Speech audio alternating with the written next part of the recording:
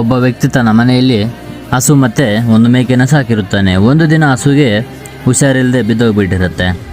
ಅದರ ಯಜಮಾನಿ ಡಾಕ್ಟರ್ಗೆ ಕಾಲ್ ಮಾಡಿ ಕರೆದು ಇಂಜೆಕ್ಷನ್ ಹಾಕ್ಸುತ್ತಾರೆ. ಡಾಕ್ಟರ್ ಹೀಗೆನ್ನುತ್ತಾನೆ, ಇವಾಗೊಂದು ಇಂಜೆಕ್ಷನ್ ಹಾಕಿದ್ದೇನೆ, ನಾಳೆ ಹಸು ಎದ್ದೇಳುತ್ತೇನೆ ನೋಡೋಣ ಅಂತ ಅಂದ್ಬಿಟ್ಟು ಹೇಳುತ್ತಾನೆ. ಅದೇ ರೀತಿ 1 ವಾರ 10 ದಿನ ಕಳೆಯುತ್ತೆ.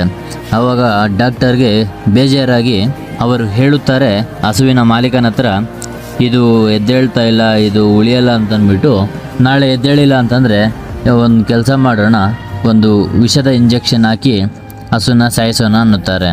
ಆವಾಗ ಗೋಡೆ ಪಕ್ಕದಲ್ಲಿ ಕೇಳಿಸ್ಕೊಂಡ ಮೇಕೆ ಹಸು ಹತ್ರ ಹೋಗಿ, ನೀನು ಎದ್ದಿಲ್ಲ ಅಂತಂದರೆ ಮಾಲೀಕ ನಿನಗೆ ವಿಷ ಕೊಟ್ಟು ಸಾಯಿಸುತ್ತಾನಂತೆ ಅಂತಂದ್ಬಿಟ್ಟು ಹಸು ಹತ್ರ ಹೇಳುತ್ತೆ. ಹಾಗೆ ಟ್ರೈ ಮಾಡು, ನಿನ್ನ ಕೈಯಲ್ಲಾಗುತ್ತೆ ಅಂತಂದ್ಬಿಟ್ಟು ತುಂಬ ಮೋಟಿವೇಟ್ ಮಾಡಿ ಹಸುವನ್ನು 100% ಎದ್ದು ನಿಂತ್ಕೊಳ್ಳೋವಂಗೆ ಮಾಡುತ್ತೆ.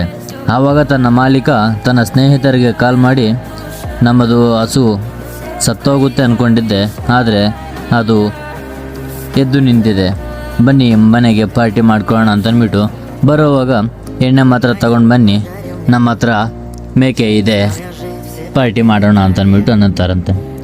So moral of the story ಏನಂತಂದರೆ, ನಾವು ಬೇರೆಯವರಿಗೆ ಕೊಡೋ ಉಚಿತ ಸಲಹೆಗಳಿಂದ ನಮಗೆ ತೊಂದರೆ ಆಗುತ್ತೆ. ಅದಕ್ಕೆ ಕಂಡವರ ವಿಷಯಕ್ಕೆ ತಲೆ ಹಾಕದೆ ನಮ್ಮ ಗುರಿ ಮೇಲೆ ಫೋಕಸ್ ಮಾಡಿ, ಅದೇ ನಮಗೆ ಒಳ್ಳೆಯದು. ಈ ವಿಷಯ ಇಷ್ಟ ಆದರೆ ಲೈಕ್ ಮಾಡಿ, ನಮ್ಮನ್ನು ಫಾಲೋ ಮಾಡಿ.